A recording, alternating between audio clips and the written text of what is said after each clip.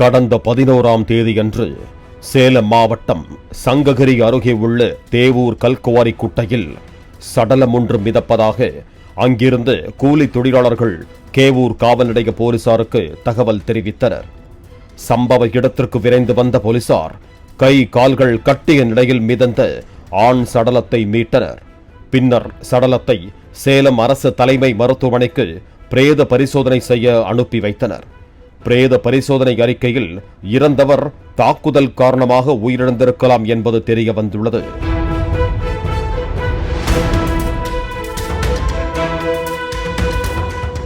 சடலத்தின் கையில் ரேணு என பச்சை குத்தப்பட்டிருந்ததை கண்டறிந்த போலீசார் இவர் யார் என கண்டறிய பல்வேறு காவல் நிலையங்களுக்கு நோட்டீஸ் அச்சடித்து ஒட்டி விசாரித்து வந்தனர். 4 தனிப்படைகள் அமைத்து போலீசார் துப்பத் துளக்க ஆரம்பித்தனர்.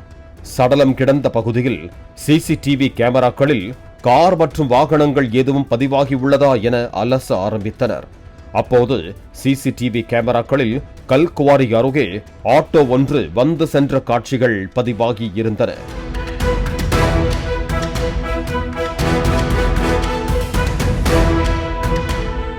ஆனால் ஆட்டோ எண் ஏதும் சரியாக பதிவாகாமல் இருந்துள்ளது. இதையடுத்து சங்ககிரி மற்றும் தேவூர், பவானி, குமாரபாளையம் பகுதிகளில் கடந்த 11ஆம் தேதி மற்றும் 12ஆம் தேதி இரவு எந்தெந்த ஆட்டோக்கள் தேவூர் வழியே சென்றன என போலீசார் விசாரணை மேற்கொண்டனர். இந்த விசாரணையில் குமாரபாளையம் பகுதியில் இருந்து 11ஆம் தேதி நள்ளிரவில் ஆட்டோ ஒன்று சங்ககிரி வந்து தேவூர் சென்றது தெரிய வந்தது. இந்த ஆட்டோ யாருடையது என போலீசார் விசாரித்த போது ஆட்டோ ஓட்டுநர் குல்பீர் பாட்ஷா என்பது தெரிய வந்தது. உடனே போலீசார் குல்பீர் பாட்ஷாவிடம் விசாரித்த போது பல திடுக்கிடும் தகவல்கள் வெளியாகின.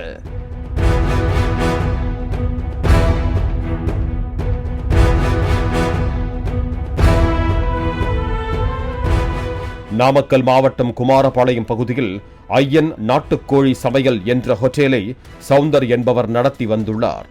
சில மாதங்களுக்கு முன்பு ஈரோடு பழைய ரயில் நிலையத்தை சேர்ந்த 41 வயதான ஆனந்த் என்பவர் சவுந்தரின் ஹோட்டலில் சமையல் மாஸ்டராக வேலைக்கு சேர்ந்துள்ளார்.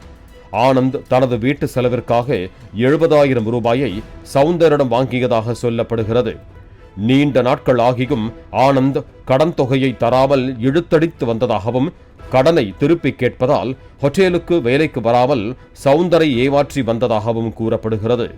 கடந்த 5ஆம் தேதி ஆனந்தை ஹோட்டலுக்கு வரவழைத்த சவுந்தர் பணத்தை தருமாறு கேட்டு மிரட்டியதோடு ஆட்டோ ஓட்டுநர் குல்பீர் பாஷா மற்றும் அவரது நண்பர்கள் அலாவுதீன், அருள், ஹோட்டல் ஊழியர் முருகன் ஆகியோரையும் அழைத்து ஆனந்தை சர்ரமாரியாக இரும்பு ராடை வைத்து தாக்கி இருக்கிறார்கள்.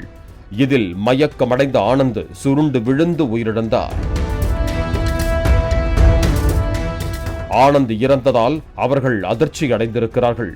சடலத்தை ஹோட்டலில் வலை போன்று இருந்த சணல் பையை வெட்டி அதனை கொண்டு கை கால்களை கட்டி அதன் மேல் பிளாஸ்டிக் பைகளால் மூடி ஹோட்டலில் வைத்திருக்கிறார்கள்.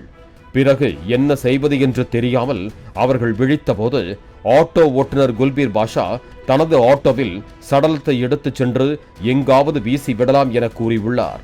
அதன்படி ஹோட்டலில் மறைத்து வைத்திருந்த சடலத்தை அவர்கள் ஆட்டோவில் ஏற்றி பஞ்சதந்திரம் திரைப்பட பாணியில் தேவூர் அருகே உள்ள கல்குவாரி குட்டையில் வீசி உள்ளனர். இதையடுத்து பஞ்சதந்திரர்களான குல்பீர் பாஷா மற்றும் அலாவுதீன், அருள், ஹோட்டல் ஊழியர் முருகன், கேரளாவில் பதுங்கியிருந்த முக்கிய குற்றவாளியான ஹோட்டல் ஓனர் சவுந்தர் ஆகிய 5 பேரும் கைது செய்யப்பட்டனர். பின்னர் இவர்களிடம் இருந்து கொலைக்கு பயன்படுத்திய ஆட்டோ பறிமுதல் செய்யப்பட்டது. இவை தவிர கை கால்களை கட்ட பயன்படுத்திய ஹோட்டலில் மீதம் இருந்த வலை போன்ற சணல் பை பறிமுதல் செய்யப்பட்டது. ஆட்டோ வைத்திருந்த குல்பீர் பாஷாவை போலீசார் சம்பவ இடத்திற்கு அழைத்து சென்று விசாரித்ததில் அவர் நடந்ததை நடித்து காண்பித்தார்.